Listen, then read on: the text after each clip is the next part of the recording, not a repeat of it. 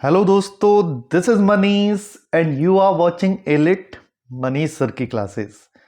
दोस्तों, William Wordsworth MCQs की सीरीज के आज हम पार्ट 11 को डिस्कस करने जा रहे हैं। पिछले 10 पार्ट्स के लिंक्स आपको डिस्क्रिप्शन बॉक्स में मिल जाएंगे। दोस्तों, here comes our question number 101। The Matthew poems are a series of poems composed by the English romantic poet Wordsworth, Coleridge, Shelley or Keats? The correct answer is Wordsworth. William Wordsworth ने अपनी Mathews poems पर काम अक्टूबर 1798 से फरवरी 1799 के बीच में किया था। दोस्तों, मैथ्यू पोएम्स को उन्होंने इस पीरियड में लूसी पोएम्स और अपनी दूसरी पोएम्स के साथ ही लिखा था। मैथ्यू पोएम्स के अंदर कौन कौन सी पोएम्स रखी जानी चाहिए, इसको लेकर थोड़ा डिस्प्यूट है दोस्तों। लेकिन वो 3 पोएम्स जो मैथ्यू सीरीज ऑफ पोएम्स में अनडिस्प्यूटेडली रखी जाती हैं दोस्तों, वो है number 1 Matthew, number 2 the 2 April mornings और नंबर 3 द फाउंटेन। ये तीनों ही पोएम एक डायलॉग के रूप में लिखी गई है, जिसमें एक नौजवान व्यक्ति यानी कि नैरेटर, एक अनुभवी व्यक्ति मैथ्यू से बात कर रहा है। दोस्तों, let's move on to our next question now. The original title of Matthew, the first poem in the series of Matthew poems, is lines written on a computer in a school, lines written on a tablet in a school, lines written on a laptop in a school, or none of the above? The correct answer is lines written on a tablet in a school. Matthew poems के series में आने वाली poem Matthew का original title lines written on a tablet in a school ही था दोस्तों, और ये टाइटल 1820 तक रहा और फिर इस पोएम को मैथ्यू टाइटल दे दिया गया। 1827 और 1832 के बीच में इसी पोएम को इसकी पहली line if nature for a favourite child के नाम से जाना गया दोस्तों। लेकिन 1827 में फिर से इसका नाम बदलकर मैथ्यू ही रख दिया गया दोस्तों। Our next question is, Wordsworth had expressed his views on transmigration of the soul in his poem the prelude, ode to duty, ecclesiastical sketches, ode on the intimations of immortality. The correct answer is ode on the intimations of immortality. इस poem को William Wordsworth ने 1804 में complete किया था दोस्तों, और 1807 में poems in 2 volumes नाम के कलेक्शन में पब्लिश भी करा दिया था।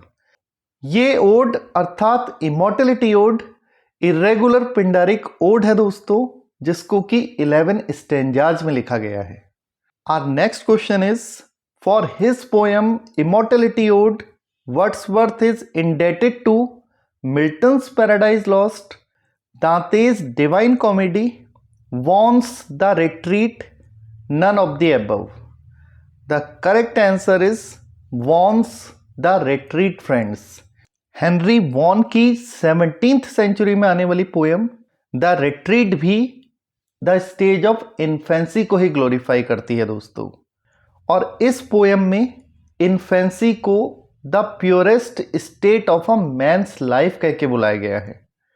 और 17th सेंचुरी में आने वाली यही पोएम थी दोस्तों, जिसको वर्ड्सवर्थ ने पढ़ा था, और इसी से इंस्पायर होकर वर्ड्सवर्थ ने अपनी इमॉर्टलिटी ओड लिखी थी दोस्तों। Next one, Wordsworth gives you the bird and the flowers, the wind and the tree and the leaves just as they are, and is content to let them speak their own message. Who expressed this opinion about Wordsworth? Options are Albert, Long, Coleridge, none of the above. The correct answer is Long. William J long ने ही Wordsworth के लिए ये कहा था दोस्तों कि Wordsworth हमें bird, flowers, wind, tree और लीव्स देते हैं, और ये चीजें खुद ही अपना मैसेज हम लोगों को कन्वे करती हुई दिखाई जाती हैं। Let's move on to our next question now. Which poem of Wordsworth begins with an epigraph of 3 lines taken from his other poem? Here is the epigraph, friends. The child is father of the man, and I could wish my days to be bound each to each by natural piety. Wordsworth's my heart leaps up.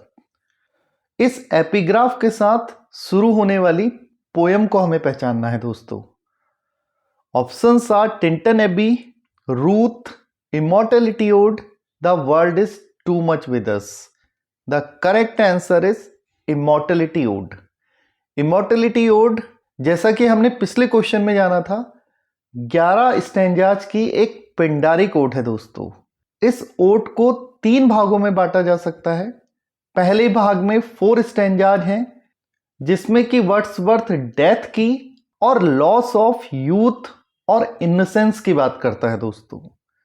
और दूसरे वाले भाग में भी 4 stanzas हैं, जिसमें कि Wordsworth हमें बताता है कि किस तरीके से बढ़ती हुई उम्र इंसान को दैवीय ज्योति से दूर करती चली जाती है। और फाइनल पार्ट में हमें 3 स्टैंजाज देखने को मिलते हैं दोस्तों, जिसमें कि वर्ड्सवर्थ एक्सप्रेसेस होप उस डिवाइन लाइट के बारे में सोचकर जिसके साथ हम पैदा हुए थे, हम अपने जैसे बाकी इंसानों के साथ सहानुभूति करना सीखेंगे। Let's move on to our next question now. From which poem of William Wordsworth the line our birth is but a sleep and a forgetting taken? Options are ode on the intimations of immortality, Lucy Gray, education of nature, The world is too much with us. The correct answer is Ode on the Intimations of Immortality, friends. Complete the popular line of Wordsworth with one of the options given hereunder. Heaven lies about us in our स्वर्ग हमारे चारों ओर विद्यमान रहता है हमारी किस वाली अवस्था में? Teenage, infancy, childhood, adulthood. The correct answer is infancy, friends. Next one is the alternative title of 3 years she grew is Education of Nature. What is the alternative title of Ruth? Options are The Influence of Nature, The Positive Impact of Nature, Resolution and Independence, The Education of Nature. The correct answer is The Influence of Nature, friends. Wordsworth की poem Ruth का दूसरा title the influence of nature है दोस्तों। ठीक उसी प्रकार जैसे 3 years she ग्रू का alternative title education of nature है। लेकिन इन दोनों पोएम में फर्क बस इतना है कि एजुकेशन ऑफ नेचर तो प्रकृति की ब्राइटर साइड को दिखाती है, लेकिन रूथ पोएम नेचर की डार्कर साइड को प्रेजेंट करती है दोस्तों। Here comes our question number 110th. Which poem of Wordsworth ends with the lines, "To me the meanest flower that blows can give thoughts that do often lie too deep for tears"? अर्थात मेरे लिए छोटा सा छोटा खिलने वाला फूल भी मुझे वो विचार प्रदान कर देता है जो कि इतने गहरे होते हैं कि आंसुओं को बहा के भी प्रकट नहीं किए जा सकते। Options are The Influence of Nature, Ode on the Intimations of Immortality, Resolution and Independence, The Education of Nature. The correct answer is Ode on the Intimations of Immortality.